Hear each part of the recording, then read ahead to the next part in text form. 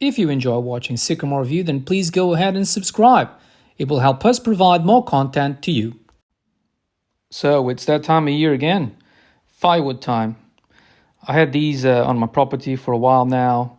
Before that, they had been cut and had been laying out there in the forest for a few good years. So now it was time to crack on with it. I've got my old steel chainsaw out, got my axe out, bucked them, got them next to my favorite stump over there, and it's time to crack on with it now, isn't it? We're running a bit late this year in terms of preparing the firewood for next winter, so it's a job that really needs to be done.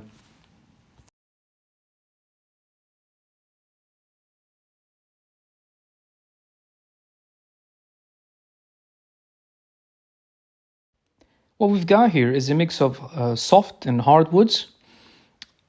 Pretty much all of it goes through, but there was a couple of stumps there that I think they're hickory. And even my best attempts with the axe just weren't good enough. So I thought I'd put them to the side and have a closer look at them. Now, let me show you what I've got here. As I was trying to split the logs, I came across this, which is not something we normally get around these parts. You see how the grain goes in this? You see how it splits and opens on the sides? It's twisted. It's a twisted wood that runs across diagonally. So, as much as you try and split it, straight line, with your axe, you will struggle tremendously.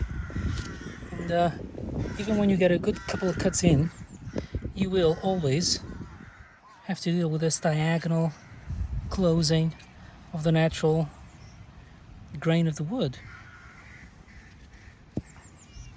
Now, I have my suspicion as to what type of wood this might be, but I was wondering if any of you out there know it, even by its coloring. As you can see here, you can see the marks of what I was just trying to split it. Well, all you can do is, as it splits, it opens the natural grain, which keeps going diagonally, thus really not helping you split the log at all. I have a feeling they would actually burn quite well, but yeah. And then you got this. I mean, anyone who's ever done logs, split bucking, does their own firewood, they know to stay well away from this. And normally I would as well, notches and all sorts, but this is just something I had laying around for a few months, so I just wanted to get rid of it. Now, to finish off, I've got my moisture reader here, and I've just had a small sample of some of the stuff I've been chopping, 4 different types, to see really what is the moisture content. They've all been out here for a few months, so let's just see. You can tell by the discoloration how long they've actually been out there. Let's just see what is the moisture reading outside and inside. Here we go. They seem pretty dry, but that's not always the case.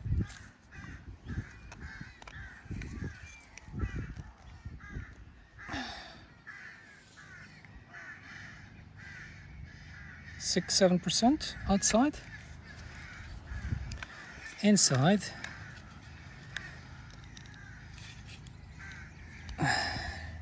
it's a very different story. 27% moisture. 26, 27. Yeah. And now, I mean, some of them, they've been out there, dropped in the woods for years. Here we go.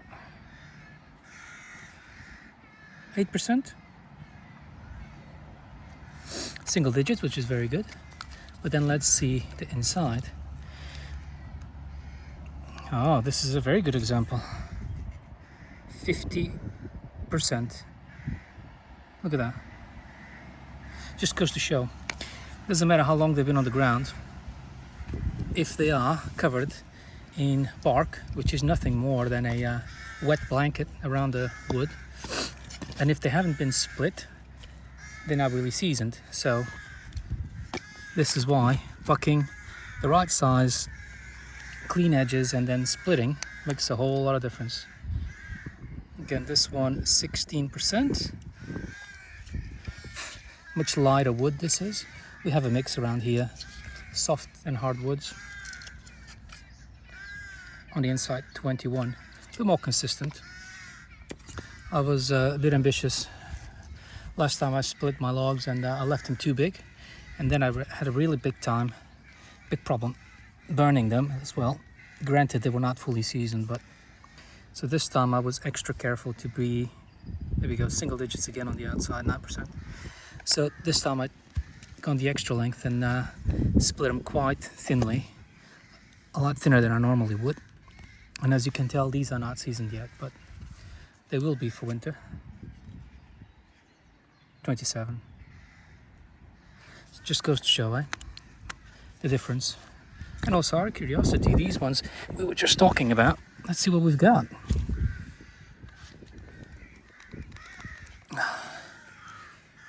%11 on the outside. We won't get to see the inside on this unless I bring my chainsaw in, which I might leave for next time. So yeah, these things here are very, very useful. Even if you get a small still one like I've got, which is, it's more like a keychain type of thing. It fits in your hand.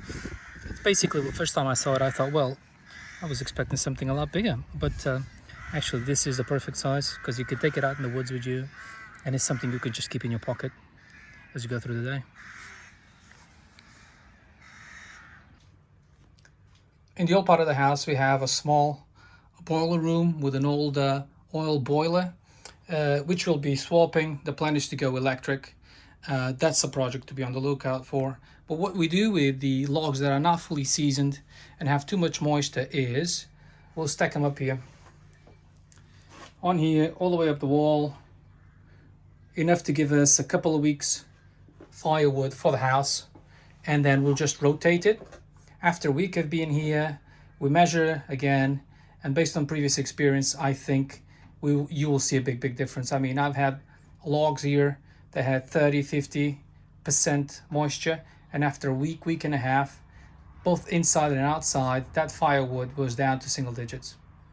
This room is well ventilated, but even so, the boiler itself alone keeps it extremely dry. Plus we have several meters here to check for smoke, carbon dioxide, and all that stuff. And so there we are. As you can tell, it's not a big amount, but for us, it will keep us going for a couple of weeks.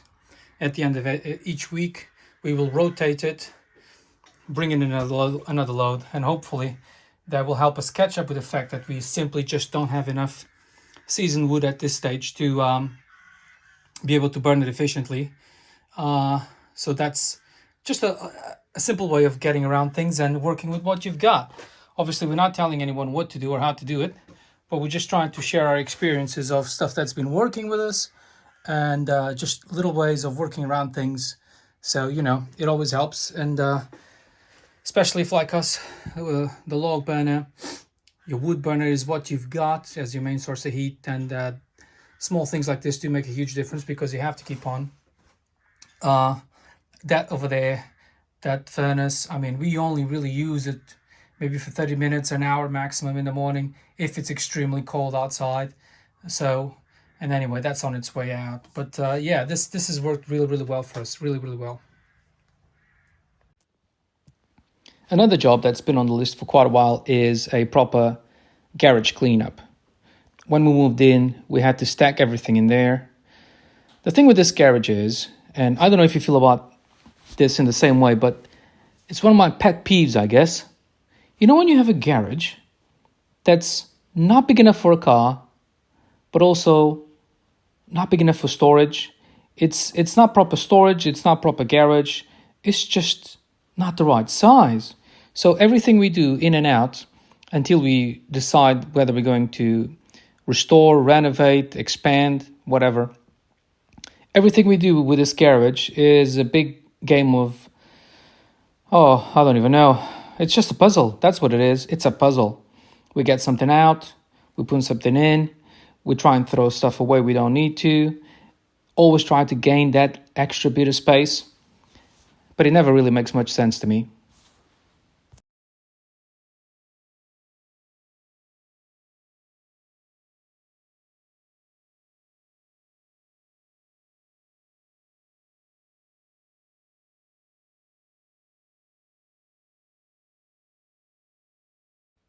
Now, the thing is, we do need the storage. We do need the space, and every inch is valuable.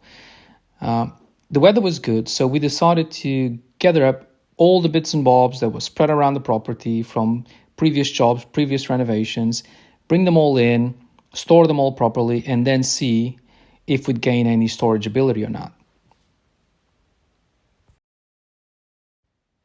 This job isn't the easiest one, but everything takes 2, 3, sometimes 4 times longer because we have Jess. She is 6. And as you can see, we also have a dog, a new dog. She's a South African Mastiff, and her name is Little Miss Daisy Duke. She's from a very reputable breeder. I've been researching the breed for over 2 years. The plan was always to have 2 dogs. However, sadly for us, last year we lost our dog, our 7-year-old Weimaraner. Totally unexpected. Within 48 hours, he was gone. He's left a big gap in our lives. The house always felt dark and lonely. So almost a year later, here we are. Sycamore View finally has a dog again. And she's coming up to 5 months old now. They're a slow maturing breed. They will take a long time to grow, but they can grow up to be extremely large, 200 pounds or more. They are a guard dog. They are known to have a very fierce temperament. They are very protective of females. They're very protective of the grounds, of the property. And she's just got this really lovely energy, really calming vibe. And we've got big plans for her.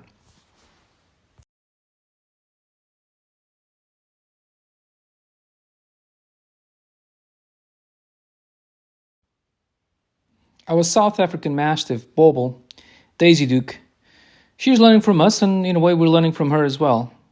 I wouldn't say she's fully replaced the place our previous dog had in our family, in our pack. Maybe she never will. In a way, I feel she's trying to figure us out as much as we're trying to make her comfortable and see if she can help us during this transition phase. My wife, Del, she's gone very close to her. And Jess is just happy to have a puppy to play with. Sometimes I think we all forget she's only small, she's only a puppy. But as she's so big, it's easy to forget that at times.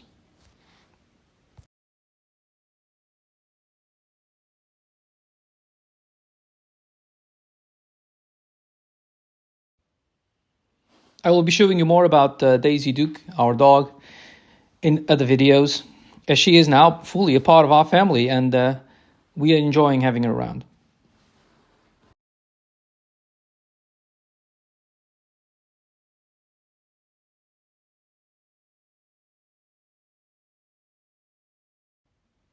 Now, you might be watching us anywhere in the world, and you might not even be a dog person, but you know what? That's just not right.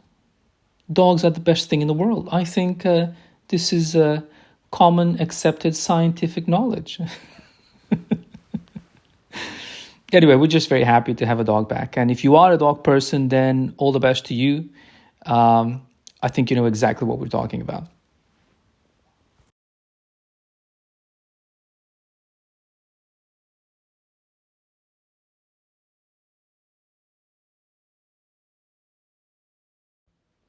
Although we'll never be able to park any of our cars in this garage, at least now we got a better idea of what we have, what we need, and we can keep everything stored together. Easy access, centralized location. It's one of those things. Once you do it, you feel a lot better. And looking around the property, the places we use the most, everything is clear, everything is clean. And, that just gives a totally different vibe to the place as well, which is something we desperately needed to do. Spring being the right time to do it, so we just went for it.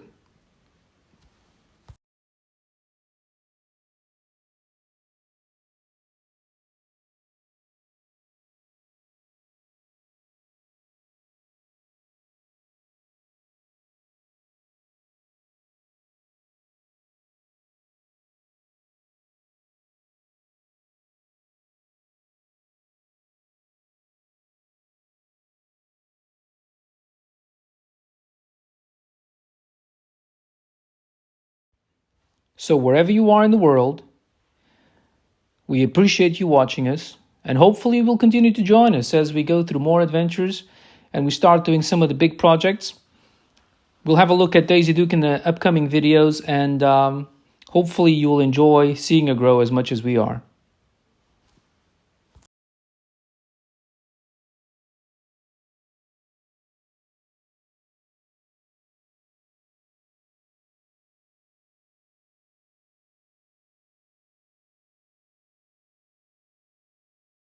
If you enjoy watching Sycamore View, then please go ahead and subscribe.